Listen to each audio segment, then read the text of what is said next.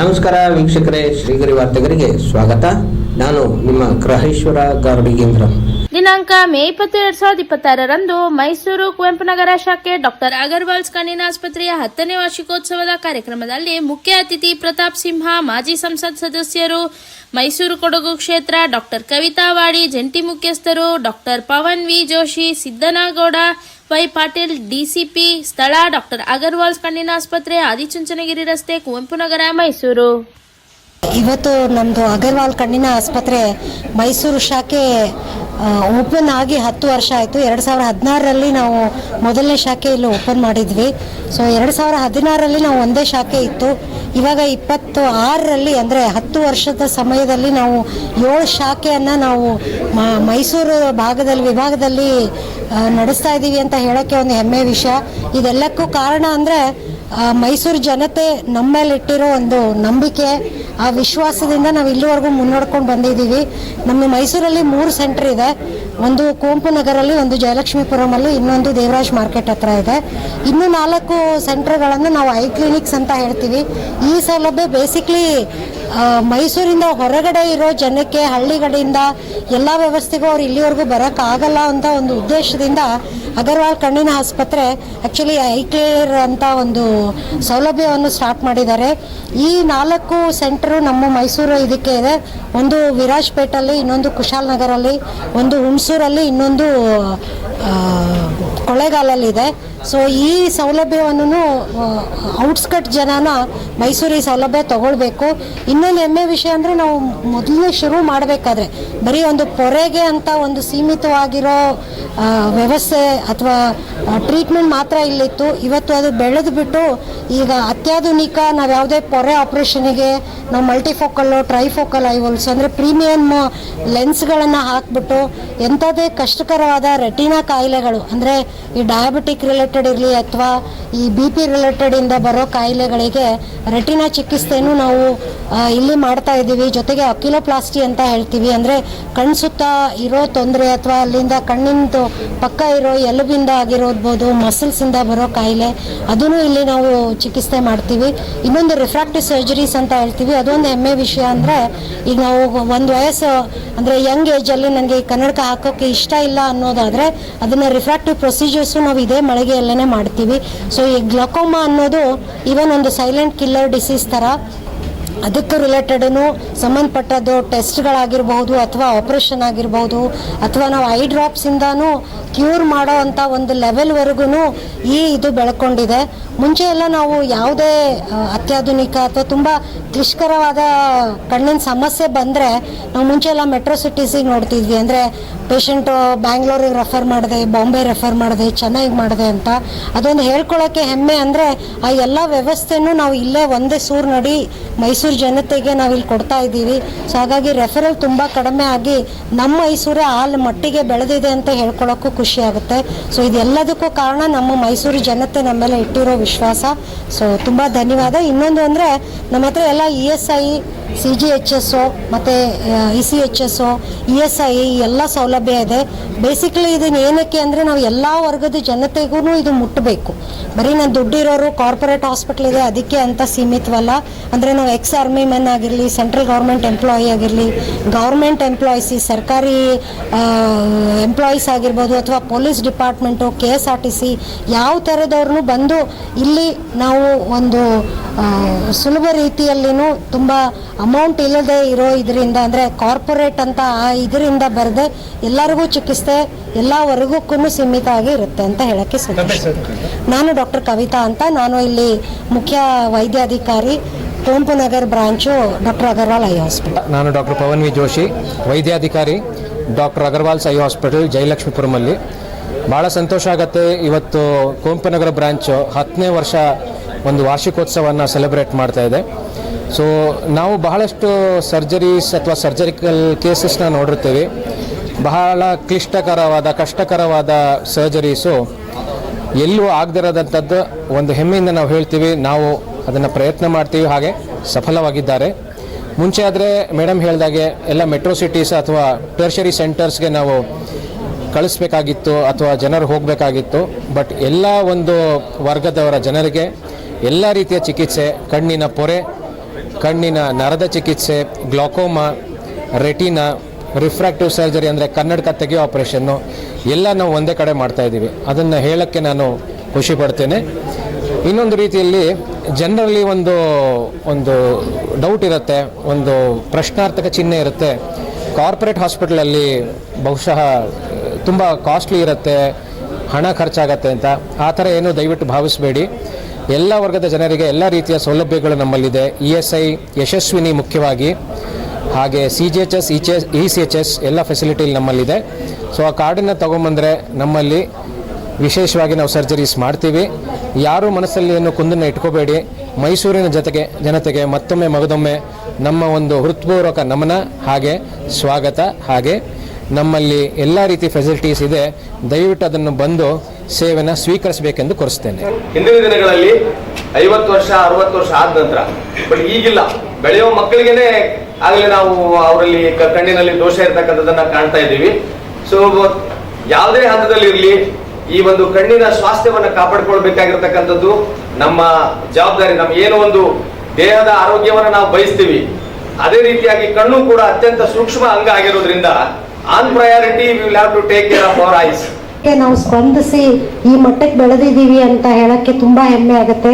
ಇದೆಲ್ಲದಕ್ಕೂ ಕಾರಣ ಅಂದ್ರೆ ನಮ್ಮ ಮೈಸೂರು ಜನತೆ ನಮಗಿದೇನು ಒಂದು ಪ್ರೋತ್ಸಾಹ ಕೊಟ್ಟಿದ್ದಾರೆ, ನಮ್ಮ ಮೇಲೆ ವಿಶ್ವಾಸ ಇಟ್ಟು, ಒಂದು ನಂಬಿಕೆ ಇಟ್ಟು ಇಲ್ಲಿವರೆಗೂ ನಮ್ಮನ್ನು ಕರ್ಕೊಂಡು ಬಂದಿದ್ದಾರೆ. ಅದು ದೊಡ್ಡದು ಹೆಮ್ಮೆ ವಿಷಯ ನಮಗೆ. ಚಕ್ರಪಾಣಿ ಅವರು ನಮ್ಮ ಜೊತೆ ಇದ್ದಾರೆ ಇವತ್ತು ಫ್ರಂಟ್ ಸೀಟಲ್ಲಿ. ಚಕ್ರಪಾಣಿ ಅವರ ಸರ್ಜರಿ ಒಂಥರ ಯುನೀಕ್ ಆಗಿತ್ತು. ಯಾಕಂದ್ರೆ ಚಕ್ರಪಾಣಿ ಅವ್ರಿಗೆ ನೆಟ್ಟಿಗೆ ಮಲ್ಕೊಂಡ ಅಭ್ಯಾಸ ಇಲ್ಲ. ಅವ್ರಿಗೆ ರಂಗನಾಥ ಸ್ವಾಮಿ ತರ ಸೊಟ್ಟಿಗೆ ಮಲ್ಕೊಂಡ ಅಭ್ಯಾಸ ಇದೆ. ನೆಟ್ಟಿಗೆ ಯಾಕೆ ಮಲ್ಕೊಳ್ಳಲ್ಲ ಅಂದ್ರೆ ಅವ್ರಿಗೆ ತಲೆ ಸುತ್ತ ಬರುತ್ತೆ ಪಾಪ, ವರ್ಟಿಗೋ ಅಂತ ಹೇಳ್ತೀವಿ. ಸೊ ಅವ್ರಿಗೆ ನೆಟ್ಟಿಗೆ ಮಲ್ಕೊಳಕ್ ಆಗಲ್ಲ. ಅವರು ಬಹುಶಃ ಒಂದು 3-4 ಕಡೆ ವಿಸಿಟ್ ಮಾಡಿ, ನೀವು ನೆಟ್ಟಿಗೆ ಮಲ್ಕೊಳ್ಳಿಲ್ಲ ಅಂದ್ರೆ ನಿಮ್ ಆಪರೇಷನ್ ಆಗಲ್ಲ ಅಂತ ಹೇಳಿ, ಅವರು ನನ್ನ ಹಣೆ ಬರನೇ ಇಷ್ಟು, ದೈವಿಚ್ಛೆ ಇಷ್ಟೇ ಅಂದ್ರೆ ನಾನು ಕೊನೆ ತನಕ ನಾನು ಬಹುಶಃ ಅಂಧನಾಗಿ ನಾನು ಜೀವನ ಕಳಿಬೇಕು ಅಂತ ಅನ್ಕೊಂಡು, ಎಲ್ಲೋ ಒಂದು ದೀಪ ಅವರು ಮನಸ್ಸಲ್ಲಿ ಜಾಗೃತವಾಗಿ ಆಮೇಲೆ ನಮ್ಮ ಹತ್ರ ಬಂದಾಗ ಅವ್ರು ಇರೋ ಕಥೆನ ಹೇಳಿದ್ರು. ನೋಡಿ ಸ್ವಾಮಿ, ನಾವು ನೆಟ್ಟಿಗೆ ಮಲ್ಕೊಳಕ್ ಆಗಲ್ಲ, ನಾನು ಮಲ್ಕೊಳ್ಳೋದೇ ಹೀಗೆ. ನೀವು ಆಪರೇಷನ್ ಮಾಡ್ತೀನಿ ಅಂದ್ರೆ ನಾನು ಮಾಡಿಸ್ಕೋತೀನಿ, ನೀವು ಆಪರೇಷನ್ ಮಾಡಲ್ಲ ಅಂದ್ರೆ ಜೀವನಾಡಿನ ಹಂಗೆ ಇಟ್ಬಿಡ್ತೀನಿ ಅಂತ ಹೇಳಿದ್ರು. ನಮಗೇನಂದ್ರೆ ಅವ್ರು ನೋಡಿದಾಗ ತುಂಬಾ ಪೊರೆ ಗಟ್ಟಿಗಿತ್ತು, ತುಂಬಾ ದೂರದೃಷ್ಟಿ ಮಂಕಾಗ್ತಿತ್ತು, ಎದುರುಗಡೆ ಬರೋ ಜನಗಳು ಸ್ಪಷ್ಟವಾಗಿ ಕಾಣ್ತಿರ್ಲಿಲ್ಲ. ಹಾಗಿದ್ದಾಗ ಈಗ ನಾವು ಮಾಡ್ಲಿಲ್ಲ ಅಂದ್ರೆ ಯಾರು ಮಾಡಲ್ವೇನೋ, ಅವರ ಕಣ್ಣಿಗೆ ತೊಂದರೆ ಜಾಸ್ತಿ ಆಗತ್ತೇನೋ ಅಂತ ಒಂದು ದೃಢ ನಿರ್ಧಾರ ಮಾಡಿ ಅವ್ರನ್ನ OTಯಲ್ಲಿ ಕರೆಸಿ, ಅವರನ್ನ ಹಾಗೆ ಸೊಟ್ಟಕ್ಕೆ ಮಲಗಿಸಿ, ನಾವು ಸೊಟ್ಟಕ್ಕೆ ನಿಂತ್ಕೊಂಡು ನಾವು 10 ನಿಮಿಷ 1/4 ಗಂಟೆಯಲ್ಲಿ ಆಪರೇಷನ್ ಮುಗಿಸಿದ್ವಿ. ಒಂದು ಕಣ್ಣು ಆದ್ಮೇಲೆ ಅವ್ರಿಗೆ ಒಂದು ಧೈರ್ಯ ಬಂತು, ಓಹೋ ಹೀಗೆ ಮಾಡಿಸ್ಕೋಬಹುದು ಅಂತ. ಇನ್ನೊಂದು ಕಣ್ಣು ಮಾಡಿಸ್ಬೇಕಾದ್ರೆ ಹಾಗೆ ಸೊಟ್ಟಕ್ಕೆ ಮಲಗಿದ್ರು. ನಾವು ಇನ್ನೊಂದು ಸೊಟ್ಟಕ್ಕೆ ಇನ್ನೊಂದು ಕಣ್ಣು ಮಾಡ್ಬೇಕಾದ್ರೆ ಸೊಟ್ಟಕ್ಕೆ ನಿಂತ್ಕೊಂಡು ಹಾಗೆ ಇನ್ನೊಂದು ಕಣ್ಣು ಮುಗಿಸಿದ್ವಿ.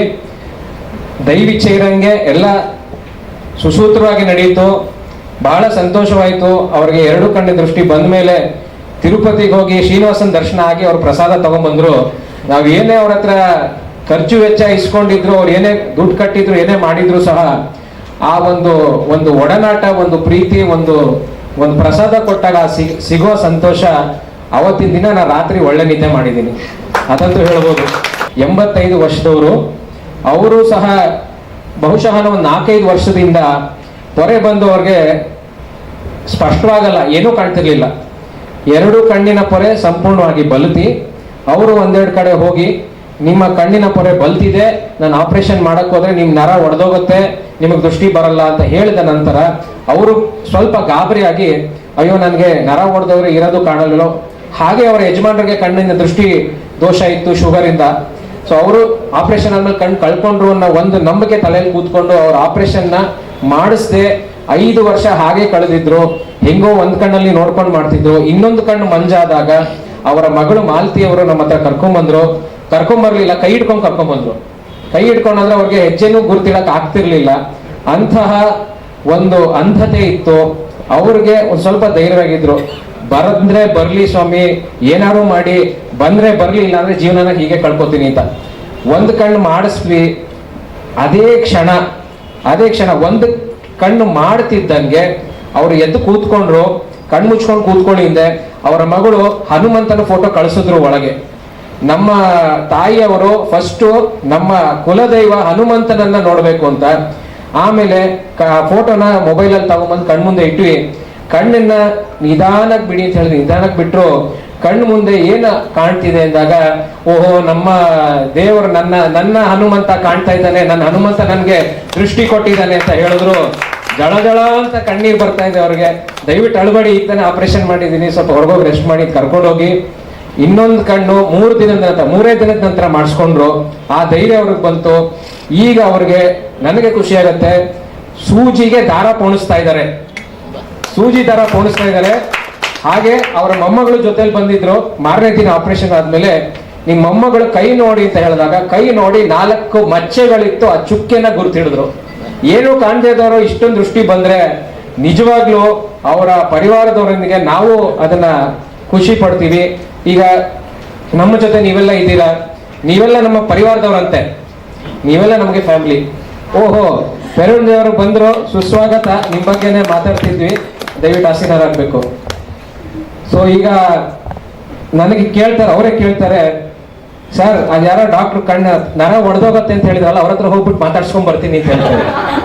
ಜರ್ನಲಿಸ್ಟ್ ಆಗಿದ್ದಾಗ ಒಂದು ಆರ್ಟಿಕಲ್ ಬರೆದಿದ್ದೆ ನಾನು, ಅದು ದೀಪಾವಳಿ ಸಂದರ್ಭದಲ್ಲಿ.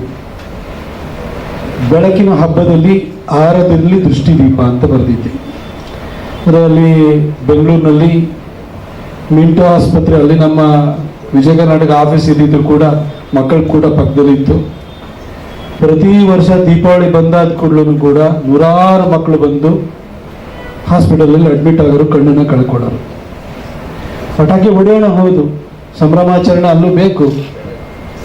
ಆದರೆ ಅದರಿಂದ ಆಗುವಂಥ ಅವಘಡಗಳಿಂದಾಗಿ ಶಾಶ್ವತವಾಗಿ ಈ ದೃಷ್ಟಿ ದೀಪವನ್ನು ಕಳ್ಕೊಂಡು ಬದುಕನ್ನು ಕತ್ತಲೆ ಮಾಡ್ಕೊಳ್ತಾರಲ್ಲ ಮಕ್ಕಳು, ಅವ್ರ ಬಗ್ಗೆ ನನಗೆ ಹೊಟ್ಟೆ ಹೊರತು ಅದ್ರ ಬಗ್ಗೆ ಬರೆದಿದ್ದೆ. From the day one, we have experienced, I personally experienced a great touch, a human touch. ಅದನ್ನ ಹೇಳಲಿಕ್ಕಾಗೋದಿಲ್ಲ, ಅಷ್ಟು ಚೆನ್ನಾಗಿ ಅವರು ನಮ್ಮನ್ನ ಟ್ರೀಟ್ ಮಾಡಿದ್ದಾರೆ. First of all, my sincere best wishes and hearty congratulations to this esteemed organization, Kuvempu Nagar Agarwal Hospital Management, doctors and the staff members on this happy occasion, that is 10th anniversary, a decade of excellence. ನನಗೆ ಇವಾಗ 85 ವಯಸ್ಸು. ನಾನು ಕಣ್ಣು operation ಮಾಡಿಸ್ಕೊಳ್ಬೇಕು ಅಂತ ನಾನು ಬಂದೆ. ನನಗೆ ತುಂಬ ಚೆನ್ನಾಗಿ ಕಣ್ಣು ಆಪರೇಷನ್ ಮಾಡಿದ್ರು. ಬೇರೆ ಕಡೆ ಹೋಗಿದ್ದೆ, ಅಲ್ಲಿ ಏನೇನೋ ಹೇಳಿದ್ರು, ಅದರಿಂದ ಭಯ ಬಂತು. ಆದ್ದರಿಂದ ಅದು ಬೇಡ ಅಂತ ಹೇಳಿದ್ದೆ. ಇಲ್ಲಿ ಬಂದು ಮಾಡಿಸ್ಕೊಂಡೆ.